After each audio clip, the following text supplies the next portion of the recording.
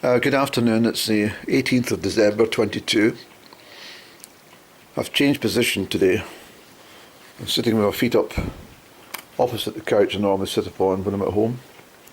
No, that's not entirely correct. I've sometimes spread myself out on this delightful couch, but not only have I changed position, I've thought of changing direction slightly today on my vlogs. I don't know if I'll get it loaded today, but certainly what I was considering was introducing you to something called the Kirk of the Grove. It's got various names. It's also known as the Kirk of the Green, and also known as the Preaching Stains. I'll come into more detail about it, but what my line of thought is, I mean, I've been venturing in the hills just north of Crieff since my early teens and wandering about and exploring all aspects of it. I've many occasions been looking for gold deposits. Here's a picture to start with of where I think the gold is. The waters indicate something magical below the surface, and I'm not that far from my position on the gold, because there are gold deposits just 20 miles north at Aberfeldy, and also 40 miles west at Tyndrum, which has been mined on and off for several years. The situation is, I've just noticed it's also 10 to 2 on my other clock. Isn't that fabulous? Isn't it really good? Anyway,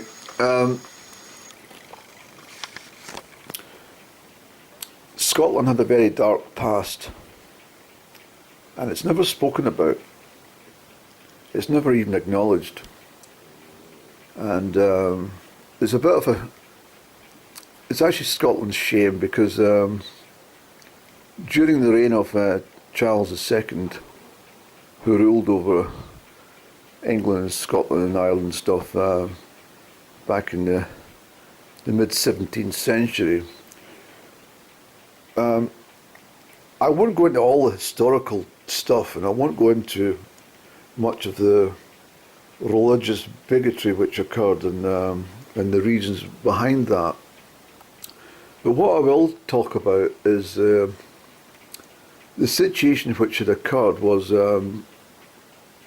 Charles II, including his father, Charles I, had put down in law that the monarchy were to take precedence over Lord God. So in effect, the directive was that when you were praying, you weren't praying to God, you were praying to the king. And this caused a severe backlash, particularly in Scotland.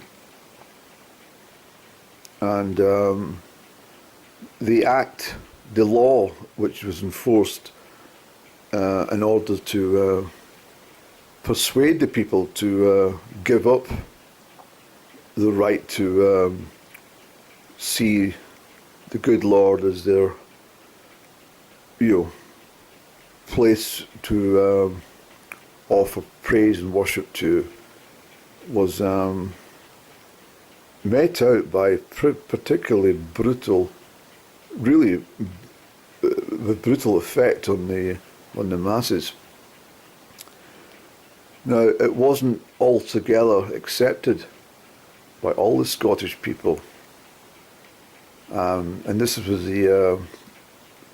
part of the religious wars between Catholicism and Presbyterianism after the Reformation.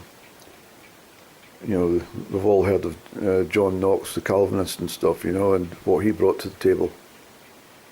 And the intervening period especially between the 1650s and the 1680s.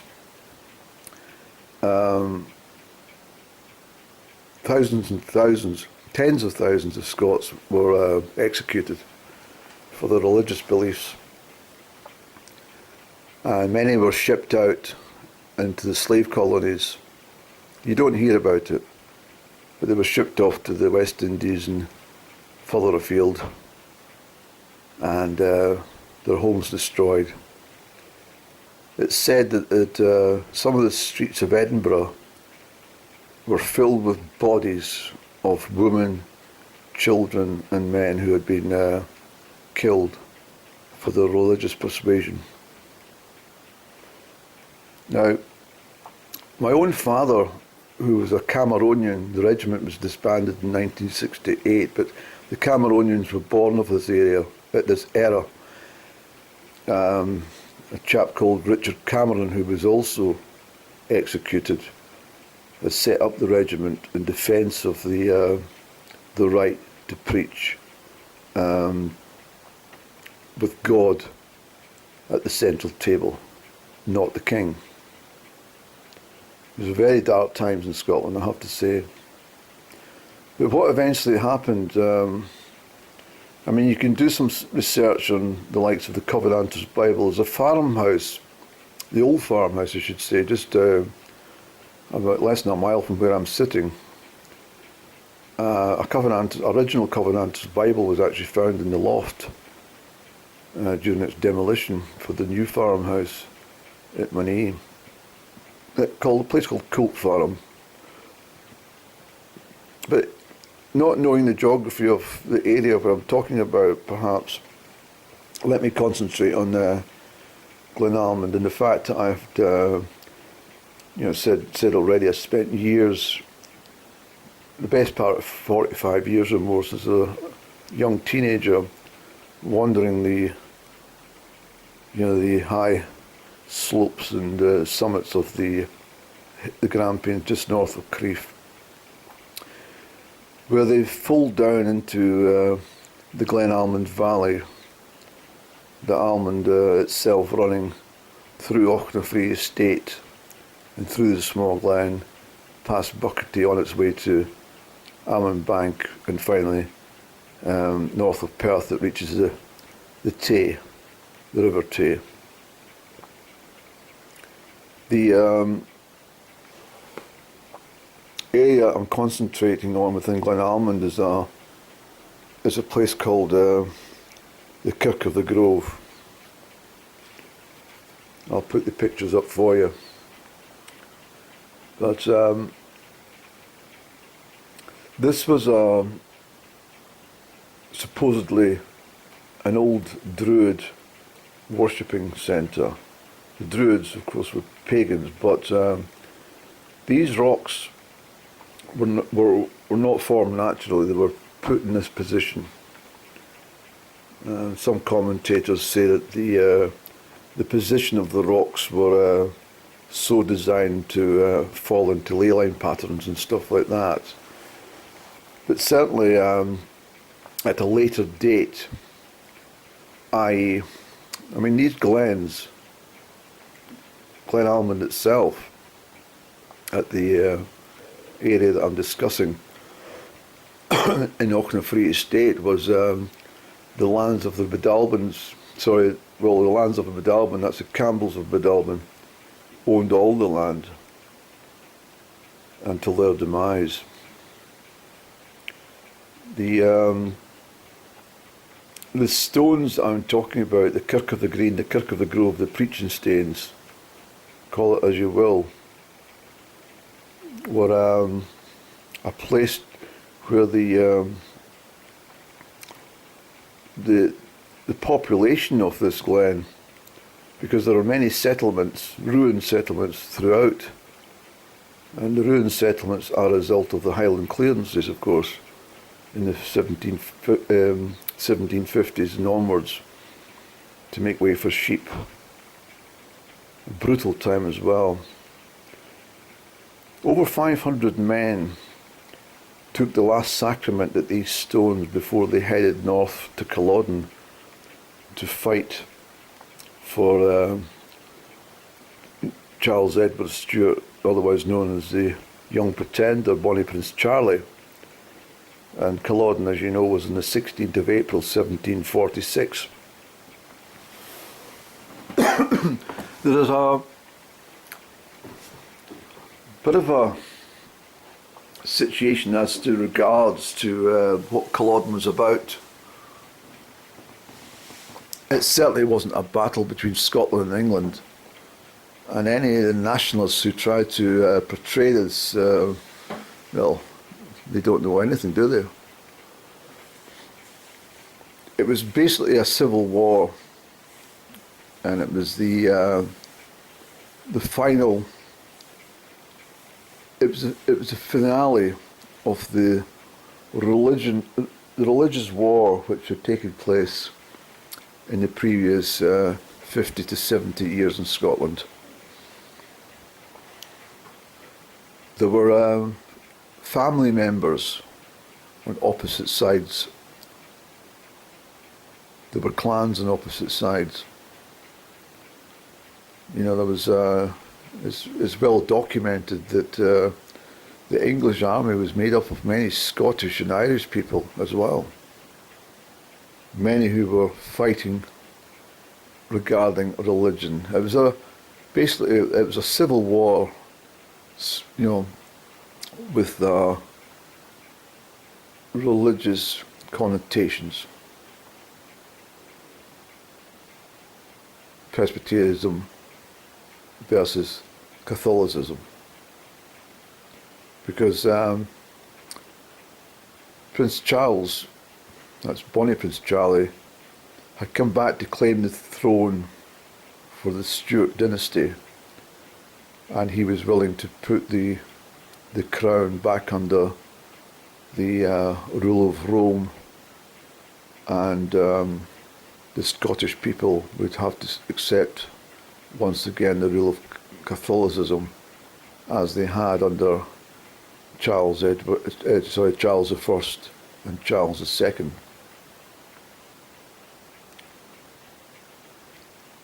The situation regarding the 500 men who left Glen Almond and who made the sacrament at these stones, very few of them actually returned. Most of them were killed on the battlefield. I visited this site when I was a boy, and I had no idea what the purpose of these stones were. I was drawn to them, and a very strange type of energy is emitted from these stones. It's a very sad place. It's a very sad place indeed. The name the Preaching Stains was given to me by a local man who once worked as a gamekeeper in the Auchnafree estate. He's no longer with us, but I'm happy to give you his name. He was a very nice gentleman, proper gentleman. And I approached him one night in a local bar and I said, "John, would you mind if I asked you some questions in regards to Auchnafree estate?" He said, "I'd be welcome to answer them, but if I asked you to, you know, discontinue the questions, please respect that." I said, "Of course." That's the kind of chap he was. Anyway, I got myself a pint and sat down, got him a whiskey, and we sat and blethered. And he was the sort of man who would come over the hills carrying his rifle. And there's a place called, well, it's the Fulford Inn, which is no longer operational, which is on the main A822 going from Crieff to Dunkeld through the small Glen. It's on the right hand side. It's a very popular venue for meals and drinks and stuff, and I've had many a happy day in the Fulford Inn, particularly at the end of the running season in mid-September, and we always stopped there for a drink after Pitlochry Highland Games. It would be the first drink of the year for me. So the first drink I ever took in a year was normally around mid-September, when I was youthful athlete. Anyway, he would go to this Fulford Inn for a pint. He'd leave his gun at a certain point in the hills, knowing he would retrieve it on his return. And to walk over these hills, it takes a bit of doing, because they are, most of them are over 2,500 feet or thereabouts, certainly over 2,000 feet for most of them. And Fulford was once, well, it was known as Johnny Gorries, but that's another story for another day. But anyway, I asked him about the Kirk of the Grove. He says, what? I says, well, there's stones. And he said, oh, the preaching stones. And I asked him why they were called the preaching stones.